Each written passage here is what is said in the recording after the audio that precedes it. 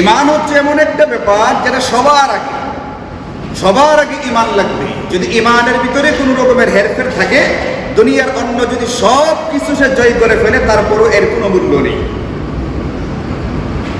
এই জন্যে আমরা যদি কুরআনুল কারীমের একেবারে শুরুতে দেখি, সূরা বাকারার একবারে শুরুতে, এইখানে যেরকম সর্বাগ্রে ঈমানের আলোচনা আছে, কুরআনুল কারীমের জায়গাতে আল্লাহ তাআলা আমাদের দুনিয়াতে মুক্তি এবং পরকালীন নাজাতের জন্য বারবার যে বিষয়গুলো আলোচনা করেছেন, এখানেও সবার আগে তিনি ঈমানের কথা আছেন। সবার আগে ঈমান লাগবে, সবার আগে ঈমান, এরপরে অন্য কোনো কিছু।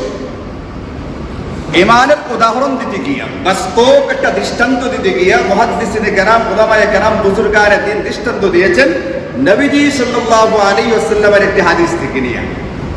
নবীজি বলেছেন, বুনিয়াল ইসলাম আলা খামস। এই যে ঈমান আর ইসলামের যে বিশাল বিল্ডিংটা, বিশাল দালানটা, আমি আপনি একটু কল্পনা করি যে ঈমান মানে হচ্ছে একটা বিশাল বিল্ডিং, একটা বিশাল দালান। এখন 150 তলা 200 তলা একটা দালান যদি দাঁড় করাইতে হয়, তার নিচে একটা কি লাগবে? একটা ফাউন্ডেশন লাগবে, ভিত্তি লাগবে। এই যে পঞ্চস্তম্ভ বা পঞ্চভিত্তি, যেটা এই 5 স্তম্ভ বা ভিত্তির প্রধানটাকে নবীজি রেখেছেন ঈমানের ভিত্তিটাকে।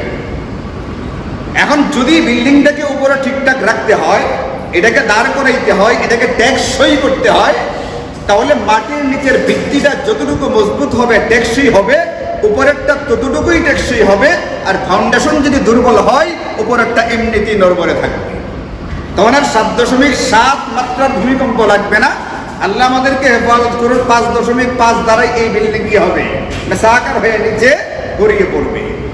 এই জন্য ওই বিল্ডিংটার, বিশাল একটা দালানের বিল্ডিংটার ভিত্তিটা, ফাউন্ডেশনটা যেরকম গুরুত্বপূর্ণ, একজন মুমিন মুসলমানের জিন্দেগিতে ঈমানের গুরুত্বটা ততটাই গুরুত্বপূর্ণ, বরং তার চেয়েও আরো বেশি বলা যেতে পারে।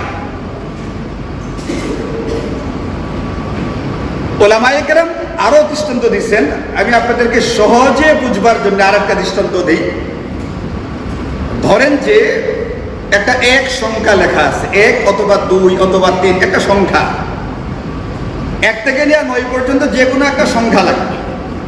এই সংখ্যাটা থাকবার পরে, ধরুন আমরা 1 সংখ্যাটাকে নিলাম, একটা 1 সংখ্যা লেখা হলো, এটার পরে যদি একটা শূন্য দেওয়া হয়, তাহলে এখন এটা কত? 10। এরপরে যদি আরেকটা শূন্য দেওয়া হয়, 100। শূন্য দিলাম একটা, কিন্তু পরিমাণ বেড়ে গেছে 10 গুণ। 10 থেকে একবারে 100। জিরো লাগাইছি তো কয়টা? একটা। বাড়ছে কয় গুণ? 10 গুণ। এরপরে যদি আরেকটা শূন্য লাগাই, তাহলে কত হবে? 1000। 100 পরে লাগাইলে 1000। যদি এরপরে আরেকটা লাগাই, তাহলে 10,000। এরপরে আরেকটা শূন্য লাগাইলে 1 লক্ষ, আরেকটা লাগাইলে 10 লক্ষ। এই যে একের পরে আপনি যত শূন্য লাগাচ্ছেন, 10 গুণ থেকে শুরু করে শত শত গুণে এই শূন্যগুলোর মূল্য বাড়তেছে। একের পরে প্রথমে একটা শূন্য দিয়েছিলাম, তার মূল্য ছিল মাত্র 10। এই শূন্যের পরে যখন আরেকটা শূন্য লাগাইছি, এখন আগের শূন্যের দাম বাইরা 2 শূন্য মিলে দাম হয়ে গেছে কত? এখন 100 হয়ে গেছে। 2 নাম্বার শূন্যের পরে যখন আরেকটা শূন্য বসাইলাম, এখন আগের শূন্য, আগে 2টা মিলে মূল্য ছিল মাত্র 100, এখন 3টা মিলে মূল্য হয়ে গেছে কত? 1000। যদি আমার একের পরে একটার পর একটা শূন্য লাগাই, 10 গুণ থেকে শুরু করে 100 গুণ পর্যন্ত আস্তে আস্তে মূল্য বাড়তে থাকে। কিন্তু আপনি বলেন, যদি প্রথম 1 সংখ্যাটা না থাকে, তাহলে একটা লাগাইলে কি মূল্য আর 10টা লাগাইলে কি মূল্য? কোনো দাম আছে? কোনো দাম নেই। এই জন্য ঈমান সবার আগে। যে ঈমান যদি তোমার থাকে, এরপরে তুমি যে কোনো কাজ করো না কেন, তুমি কাজ করবে একটু একটু করে, একটা একটা করে শূন্য বসবে, আমল নামের শূন্য। কিন্তু তোমার এই আমলের গুণ, এই আমলের দাম, এটার মর্যাদা, এটার মর্তবা শত গুণে আল্লাহ পাক বাড়াইতে থাকবেন। কিন্তু আগে যদি 1 নামের ঈমান না থাকে, 2 সংখ্যার নামের ঈমানটা যদি না থাকে, তাহলে তোমার এই পৃথিবীর আমলগুলোর কোনো মূল্য আল্লাহ পাকের কাছে থাকবে না। এই জন্য আল্লাহ তাআলা 8 বৈশিষ্ট্যের ভিতরে 1 নম্বর বর্ণনা করেছেন, কাদ আফলাহাল মুমিনুন। সফল হবে তারা যাদের ভিতরে 1 নম্বর বৈশিষ্ট্য হচ্ছে পরিপূর্ণ ঈমান যার ভিতরে থাকবে। আল্লাহ পাকের যত হক বা অধিকার আমাদের কাছে আছে, আল্লাহ আমাদেরকে বানানেওয়ালা, আল্লাহ আমাদের রিজিক দাতা, আল্লাহ আমাদের নিরাপত্তা দাতা, আল্লাহ আমাদেরকে শিফা দাতা, আল্লাহ তাআলা আমাদেরকে বিপদ থেকে মুক্তিদানকারী, বহু রকমের নিয়ামতের ভিতরে আল্লাহ পাক আমাদেরকে ডুবিয়ে রেখেছে। অসংখ্য নিয়ামত যে দাতা আমাদেরকে দিয়েছেন, অসংখ্য নিয়ামত যে দাতা আমাদেরকে দিয়েছেন, ওই আল্লাহর প্রতি অবিচল আস্থা থাকতে হবে, অটল বিশ্বাস থাকতে হবে যে সব কিছু আল্লাহ পাকের পক্ষ থেকে হয়। প্রথমত আল্লাহ পাক আছেন, আল্লাহ আছেন কি নাই এই রকমের কোনো দ্বিধাদ্বন্দ্ব কোনো মুমিনের ভিতরে থাকতে পারবে না। প্রথমত আল্লাহ পাক আছেন এবং আল্লাহর দ্বারাই সবকিছু হয়, আল্লাহই সবকিছু করেন, আল্লাহ পাকের পক্ষ থেকে সবকিছু হয়। আমার একটা অটল অবিচল বিশ্বাস মুমিন তার সর্বপ্রথম হৃদয়ে লালন করবে। এই ঈমান যখন সে লালন করবে তখন সেই ব্যক্তিরা মুমিন হয়। এখন অন্যান্য কাজ করবে, কাজের দাম বাড়তে থাকবে। আরেকটা উদাহরণ দেখেন, সহজ উদাহরণ দিচ্ছি আপনাদেরকে। একজন ব্যক্তি, এখন আমি এখানে বৈশাখ কথা বলতেছি, আপনাদের সঙ্গে বয়ান করতেছি, আধা ঘন্টা বয়ান হবে, একটু বেশি হয়ে যায়, যদিও আধা ঘন্টা হওয়ার কথা। এই যে আমি কথা বলতেছি, কথা শুনবার জন্য অনেক মানুষ আমার আগে মসজিদে আসে, এরকম হয় না? কথা শুনবার জন্য আগে মসজিদে চলে আসছে, যে পরে আমার বয়ান ছুটে যায় কিনা। সবাই না, অনেকে এরকম আছে। এখন কতক্ষণ পর্যন্ত তার আশাটা থাকবে? যতক্ষণ শুনবে যে খতিব জীবিত আছে, তার ভিতরে রূহ বা আত্মাটা আছে। যখন শুনবে যে খতিব তার ভিতরে রূহ নেই, যে খতিবের খুতবা শুনবার জন্য যাচ্ছি ওই খতিবের ভিতরে রূহ বা আত্মা নেই, শুধু দেহটা আছে, মানে মারা গেছে।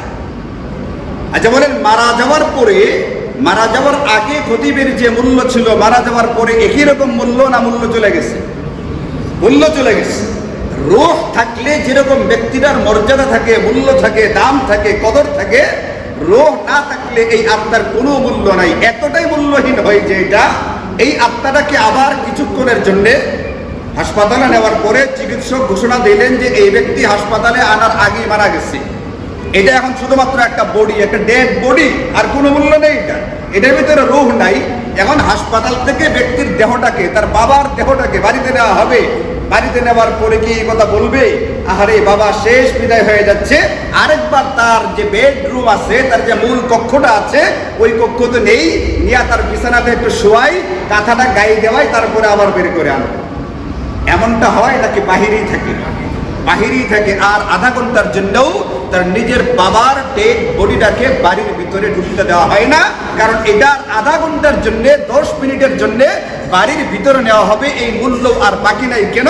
কারণ তার ভিতরে রূহ বা আত্মাটা নেই। মুহাদ্দিসিনে কেরাম বলছেন ঈমান সবার আগে। কেন? ঈমান হচ্ছে রূহ তুল্য, আত্মা তুল্য। বলে ব্যক্তির রূহ যেরকম থাকলে মূল্য থাকে, রূহ না থাকলে দেহের কোনো মূল্য থাকে না। কোন ব্যক্তির ভিতরে যতক্ষণ পর্যন্ত ঈমান আছে, বাকি সমস্ত আমলের মূল্য আছে। আর যদি কোনো ব্যক্তির ভিতরে ঈমান না থাকে, তার কোনো আমলের কোনো মূল্য আল্লাহ পাকের দরবারে থাকবে না। একজন ব্যক্তির জিন্দেগিতে ঈমান নাই, কিন্তু বহু আমল করে ফেলছে, একটা আমল আল্লাহ পাকের দরবারে গৃহীত হবে না। কিন্তু ঈমানের মূল্য, ঈমানের দাম এত বেশি, একজন ব্যক্তির কাছে আদনা থেকে আদনা, জাররা থেকে জাররা বরাবর ঈমান তো আছে, আর একটা ছোট থেকে ছোট আমল তার জিন্দেগিতে নাই। এই ব্যক্তিকে কেউ এক সময় না এক সময় জাহান্নাম থেকে বের করে আল্লাহ পাক 11 দুনিয়ার সমান এক জান্নাতের মালিক বানায় দেবে। শুধুমাত্র কিসের বদৌলতে? ঈমানের বদৌলতে। আমল একটাও নাই, শুধু ঈমানটাই আছে, তাও আবার জাররা বরাবর, সরিষার দানা বরাবর ঈমান নিয়ে এসে গেছে। বলে এই ঈমানের বদৌলতে 11 দুনিয়ার সমান এক জান্নাতের মালিকানার খারিজ সহকারে, নামজারি সহকারে সনদ, সার্টিফিকেট, দলিল তার হাতে তুলে দেওয়া হবে হাসরের ময়দানে। এই জন্য ঈমান সবার আগে ঠিকঠাক করবে।